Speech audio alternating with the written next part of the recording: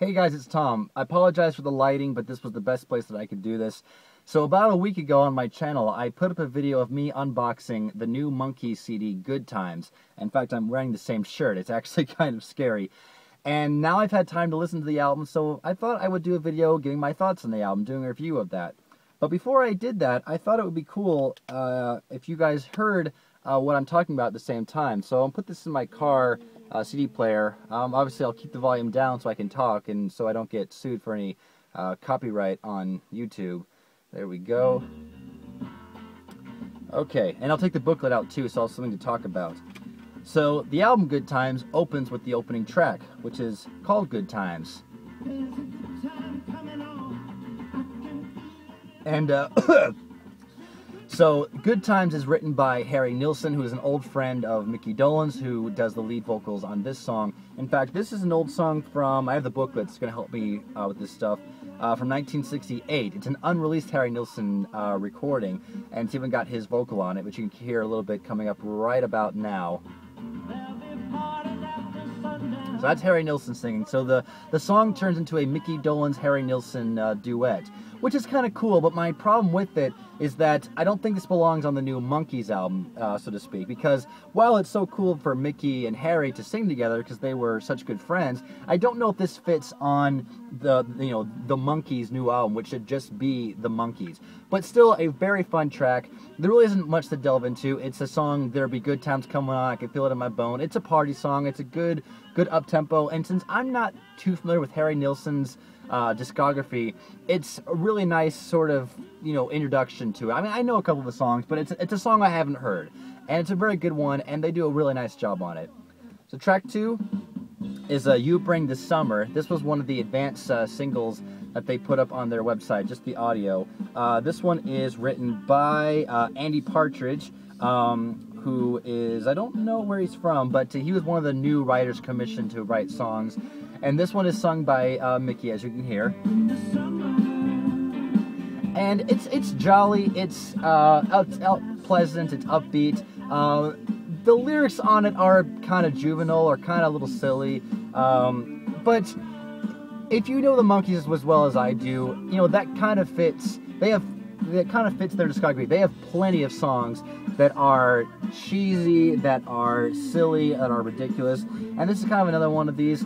I will say I am not a big fan of the what do you call it? The background vocals with the little phase on their life, where it's like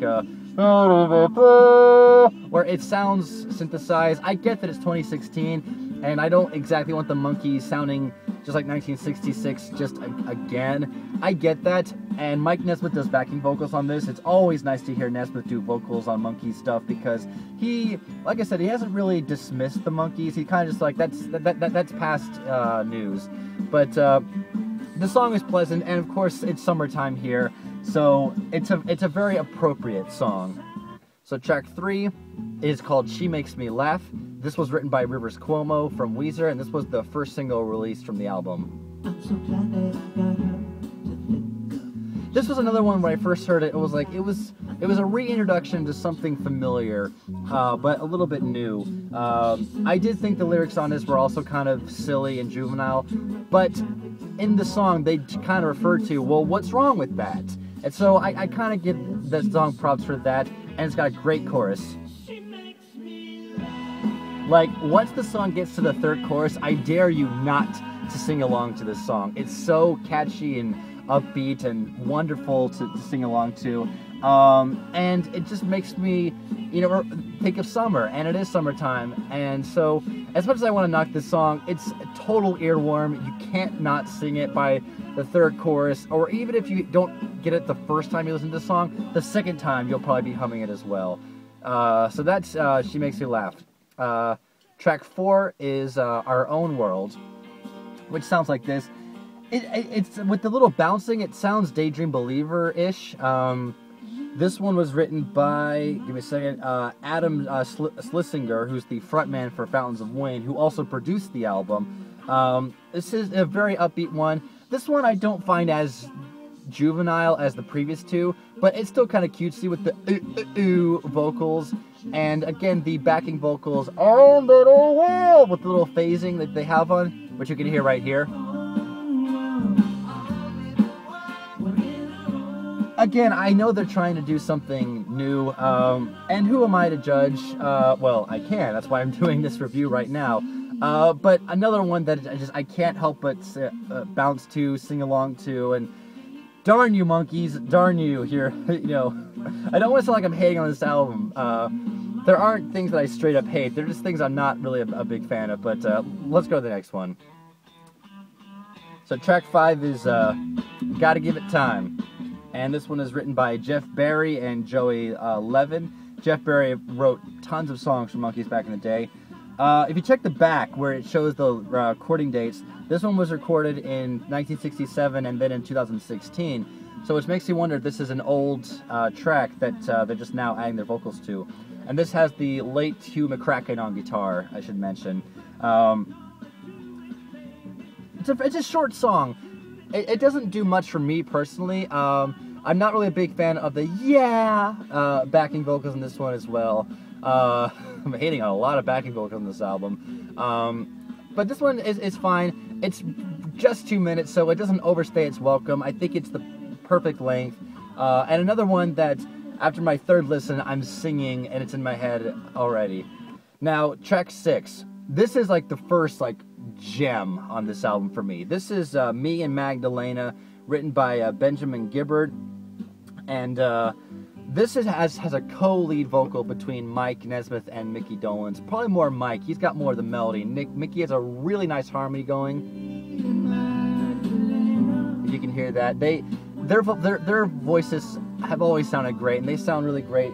This was another one they released on their YouTube channel before the album came out. When I first heard this, I was kind of like, this is different. I mean, it's not an upbeat pop song like most Monkees songs are. This one is, it's a slow ballad. It's like this love, mystery song. It had this mysterious vibe around it. But I kind of like that the more I listen to it. And it sounds really beautiful. And the lyrics seem very mysterious. And it sounded like this was a song that Mike Nesmith really loved. And like I've said, Mike Nesmith, he doesn't like to be associated that much with the Monkees nowadays. But having him back on this song, singing really beautifully on it, especially him and Mickey, just like they did back in the day, them harmonizing, it really reminds me of classic Monkees. And like I said, this is probably the first real gem on this album.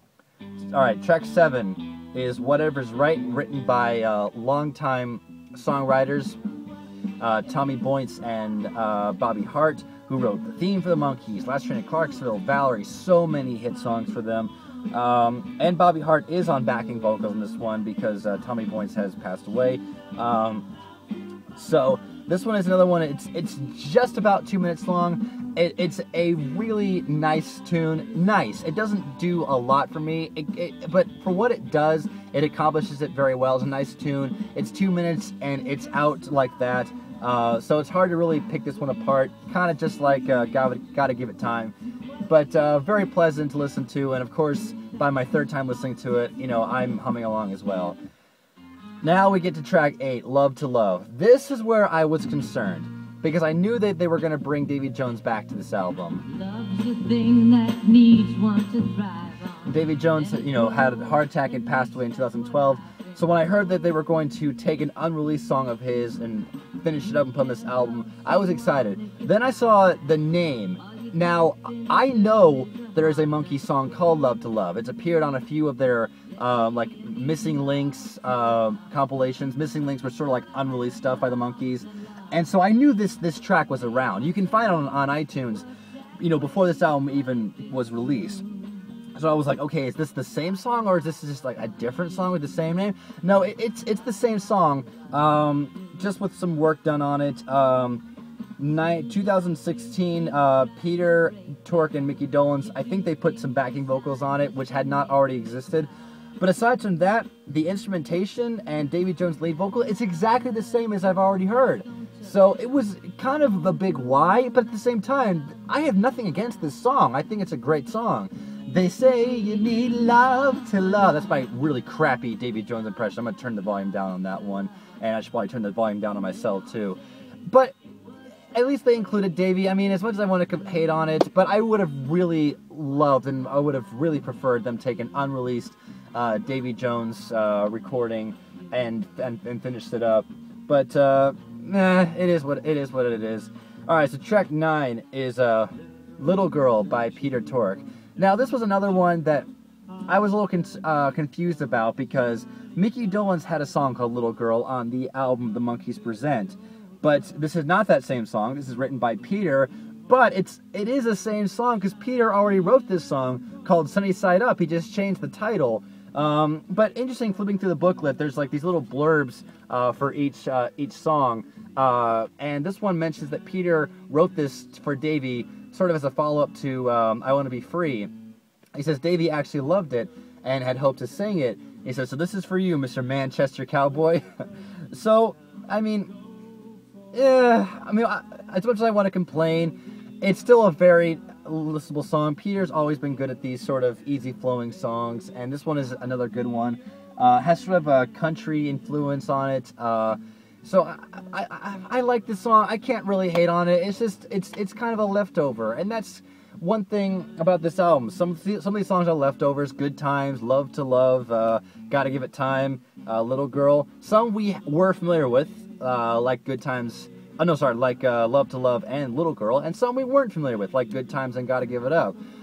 But let's just go to the next one. So track 10. This is the best title on this album. This is called "Birth of an Accidental Hipster." Let's listen.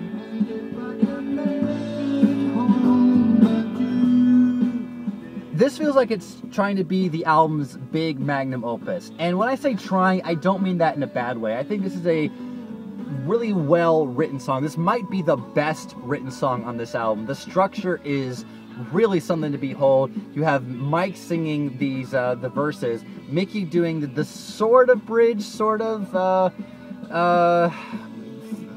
bit in the middle. I can't exactly describe it. This song it's kind of weird, but it's kind of awesome at the same time. This one is written by Noel Gallagher and Paul Weller. Noel Gallagher from Oasis and Paul Weller from The Jam. And this totally sounds like an Oasis song, no question. It's got, oh my god, I could easily see Noel Gallagher, or if it's him or Liam who does the lead vocals in Oasis, totally singing lead on this one.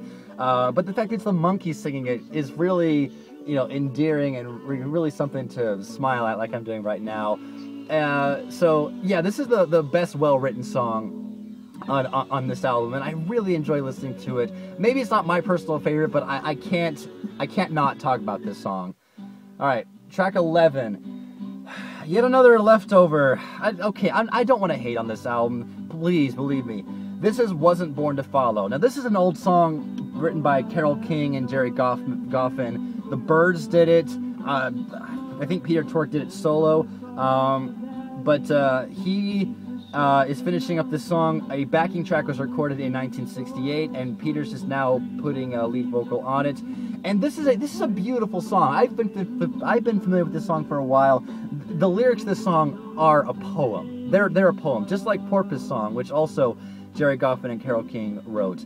It really is just a beautiful lyric. Here, let's listen for a bit.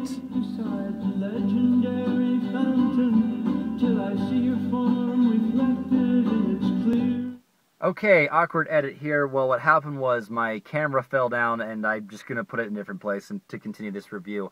But yeah, I don't want to sound like I'm hating on this album and on this song, but it's very nice and it's very short, so it doesn't overstay its welcome, just like the rest. So that Wasn't Born to Follow. So let's move on to track 12, which is a Michael Nesmith song called "I Know What I Know." Sounds like this. This is a very, very interesting song from Mike. It seems to be like a reflection almost on his career, his love life. Very nice lyrics. And what I know is I know nothing. And a very good lead vocal as well from Mike. you know, he really shone on this track. This is one of the best songs on the album, and this really, I hate to say this so soon, this should have been the album closer. There's 13 tracks on the album. This really does feel like the true album closer because it's sort of a reflection on everything, and very beautiful lyrics, very beautiful melody. It really just much. It's just like Mike, lead vocal, a piano, and maybe not much else. Yeah, bass, guitar. That's it. That's really, and that's all that needs to be done in this song. It's a beautiful song. And then there's the last song, which was called "I Was There and I'm Told I Had a Good Time." Now, the title of this song is inspired by Mickey regaling his stories about going to see the Beatles and them recording Sgt. Pepper. He always says, "Oh, I was told I had a good time," which goes to show you, you know, if they were smoking anything, which they surely were. And so this one is kind of like a jam. Listen to it.